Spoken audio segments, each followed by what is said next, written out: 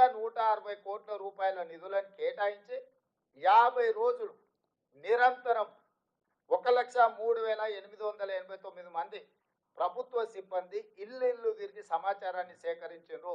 ఈ సేకరించిన సమాచారం మొదట ఇళ్లకు ఇట్లా స్టిక్కర్లు అతికించి ఇళ్ల లెక్క తీసినాం. ఆ తర్వాత మొత్తం 8 పేజీల సమాచారం ఇట్లా ప్రతి పేజీలో సమాచారాన్ని సేకరించి చివరి పేజీలో 8వ పేజీలో ఇక్కడ ఇంటి యజమాని సంతకం, ఇక్కడ ఎన్రోలర్ సంతకం, ఎన్యూమరేట్ చేసిన ఎన్రోలర్ సంతకం, ఇక్కడ సూపర్వైజర్ సంతకం. ఇందులో 8 పేజీలలో ఇచ్చిన సమాచారం ఆ ఇంటి యజమాని మొత్తం చదివి ఇన్న తర్వాత సంతకం పెట్టి ఇచ్చిన సమాచారం. ఇది ప్రభుత్వ సిబ్బంది పోయి ఇంటి ముందర కూర్చోనో లేకపోతే ఇంటి బయట ఎవరినో వేరేళ్ళని అడిగి ఇంటి ఆయన ఏ కులమయ్యా లేకపోతే ఇంటి ఆయన ఏం చేస్తాడని అడిగి సేకరించిన సమాచారం కాదు. ఇవాళ ఇక్కడ ఉన్న మిత్రులందరికీ 8 పేజీలల్లా ప్రతి కాలం 57 కాలమ్స్ ఉన్నాయి. దీంట్లో ప్రతి కాలం ఇంటి యజమాని ఇచ్చిన సమాచారంతో పాటు ఇంటి యజమాని సంతకం తీసుకొని వాళ్ళ మొబైల్ నెంబర్ తీసుకొని సేకరించిన ఎన్యూమరేటర్ సంతకం పెట్టి ఈ ఎన్యూమరేటర్ మీద ఉన్న సూపర్వైజర్ సంతకం పెట్టి ప్రతి 150 ఇళ్లకు సంబంధించిన సమాచారాన్ని క్రోడీకరించి కంప్యూటరీకరించినము. 36,000 మంది డేటా ఎంట్రీ ఆపరేటర్లను సపరేట్గా ఈ 1,03,889 మంది సమాచారం సేకరించిన సిబ్బంది కాకుండా డేటా ఎంట్రీ ఆపరేటర్లను 36,000 మంది సిబ్బందిని అదనంగా తీసుకొని ఈ 36,000 మంది సిబ్బంది ఏ ఎన్రోలర్ ఎవరైతే ఉన్నాడో ఆ 150 ఇట్లాంటి 8 పేజీల సమాచారాన్ని తీసుకొని అతనే కంప్యూటర్ ఆపరేటర్ పక్కన కూర్చొని ఒక్కొక్క వివరాలు కంప్యూటర్లో ఎంట్రీ చేయించి, ఎందుకంటే గతంలో సమగ్ర కుటుంబ సర్వే చేసినప్పుడు ఎస్సీ ఉపకులాల సమాచారము ఈరోజు ఉన్నాయి 59 కులాలు. కానీ సమగ్ర కుటుంబ సర్వేలో ఒక రోజులో చేరడం వల్ల 82 కులాలుగా ఎస్సీ ఉపకులాలను రాసుకొచ్చారు వాళ్ళు. ఎందుకు 82 కులాలు వచ్చినా నేను స్టడీ చేసిన 82 అనుకుంది. మోచి MOCHI ఆ కులం, కానీ కొందరు ముచ్చి అని రాసిన పోయినాడు MUCHI అని రాసిన. ఆ కంప్యూటర్ కొట్టేటోడు మోచిని ఒక కులం కింద కొట్టిండు, ముచ్చి ఇంకొక కులం కింద కొట్టిండు. చెండాడ అని ఒక కులం ఉంది, CHA NDA DA ఉండాల్సిన దగ్గర చెండాండా అని కొట్టుకొచ్చాడు. సో అదొక కులం కింద ఇదొక కులం కింద చివరికి ఎస్సీ ఉపకులాలు 82 కులాలుగా మారినాయి. అంటే రాసుకొచ్చినోడు ఒకడు, కంప్యూటర్లో ఎంట్రీ చేసినోడు ఒకడు, ఇవి బయటికి చెప్పినోడు ఒకడు. ఎవరికి పొంతం లేకపోవడంతో సమగ్ర కుటుంబ సర్వే చంద్రశేఖరరావు ఏదైతే లెక్కలు చెప్తున్నాడో తప్పుడు లెక్కలుగా అర్థం పర్థం లేని లెక్కలుగా మారి అవి బయట పెడితే వాళ్ళ పరువు పోతుంది. ప్రభుత్వం చేసిన ఆనాటి ప్రభుత్వం చేసిన మొత్తం వ్యవహారం అంతా ప్రజలకు అర్థమవుతుందని అది ఆయన్నే సిగ్గుతోని లోపల దాచిపెట్టుకొని ఎన్నికలు వచ్చినప్పుడు ఆయనకు వాడుకున్నాడు. అందుకే బయట పెట్టలే. సో అందుకోసమని మనం ఏం చేసినామంటే ఎవరైతే ఎన్రోలర్గా ఇల్లు తిరిగి సమాచారం సేకరించాడో అతనే వచ్చి కంప్యూటర్ ఆపరేటర్ పక్కన కూర్చొని కంప్యూటర్కి ఇందులో జిల్లా పేరు, మండలం పేరు, గ్రామ పంచాయతీ పేరు, ఆవాసం పేరు, అంటే హ్యాబిటేషన్ ఎక్కడ, వార్డు నెంబర్ ఎంత, ఇంటి నెంబర్ ఎంత, ఏ కోడు, ప్రతిదీ ఎవరైతే రాసుకొచ్చిండో అతనే కంప్యూటర్లో ఎంట్రీ చేసి మళ్ళీ ఈ 150 దేనికి దానికి బండలు కట్టించినాం.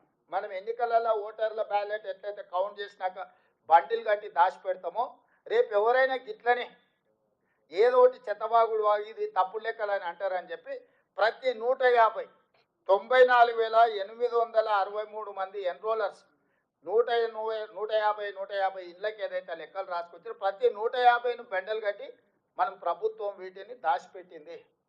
ఇవాళ ఏ బ్లాక్లో ఎక్కడ తప్పు జరిగిందో వాళ్ళని చెప్పమని ఉంది. మనం ఆ బెండలు తీసి ఓపెన్ చేసి పోదాం ఆ ఊర్లో, ఆ బ్లాక్లో పోయి మళ్ళీ క్రాస్ చెక్ చేయడానికే మనకు రెడీగా ఉంది. కంప్యూటర్ల సమాచారమే కాదు, రాసుకొచ్చిన సమాచారం కూడా ఈరోజు మన దగ్గర స్పష్టంగా నిక్షిప్తం చేసి పెట్టినము.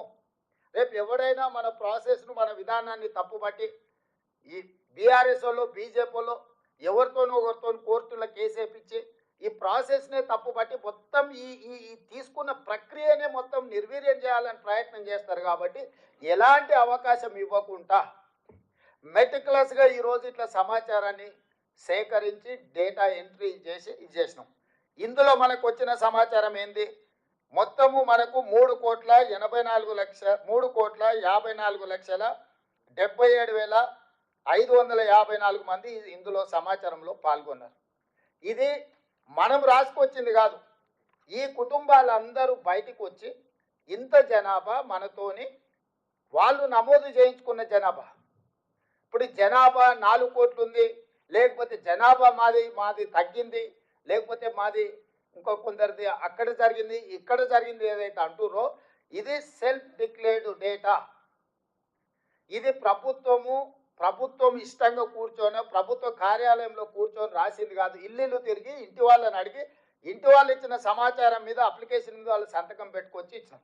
ఇప్పటి వరకు ప్రభుత్వంలో నమోదు చేయించుకున్న వాళ్ళు 3,54,77,554 మంది ఈ రోజు మన దగ్గర నమోదు చేయించుకున్నారు.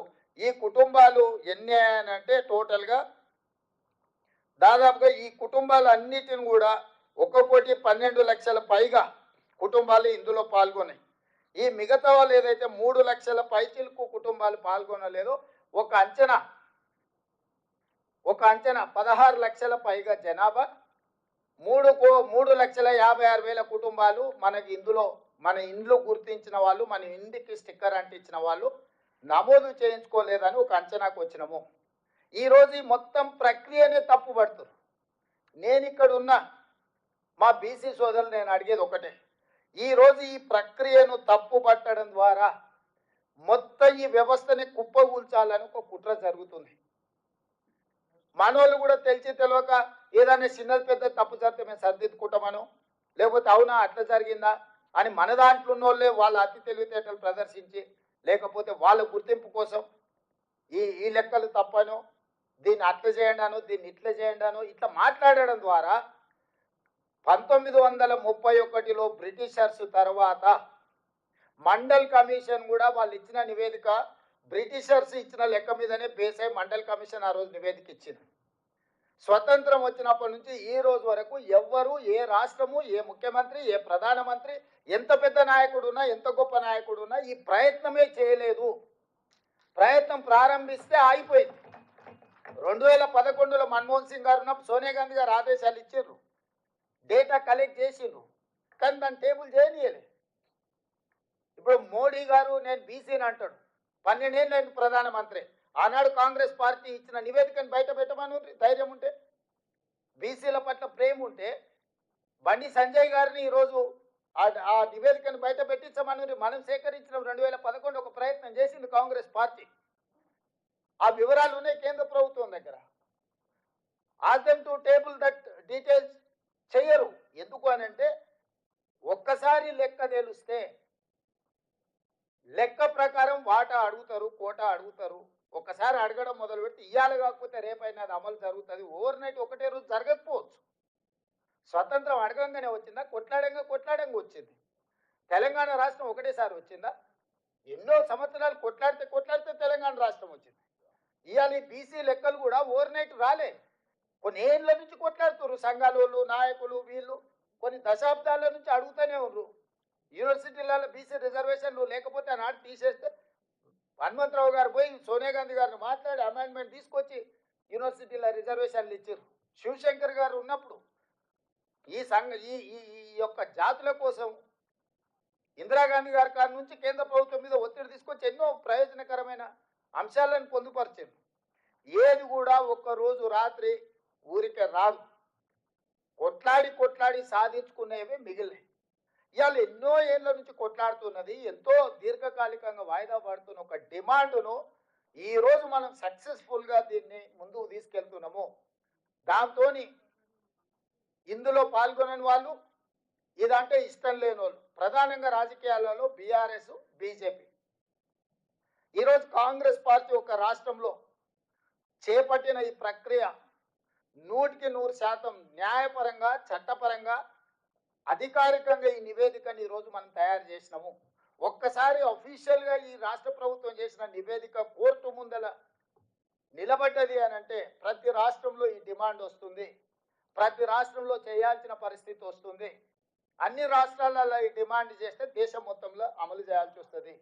దేశం మొత్తంలో ఎప్పుడైతే అమలు చేస్తారో బీజేపీ పార్టీలో ఆధిపత్యం వహిస్తున్న 1-2 సామాజిక వర్గాలకు ఇది తీవ్ర విఘాతం కలుగుతుంది. తెర వెనకాల ఉండి కానీ తెర ముందలుండి కానీ బీజేపీలో ఉన్న 1-2 పెద్ద అధికారాన్ని చెలాయించే సామాజిక వర్గాలకు ఇది గుదిబండగా మారుతుంది.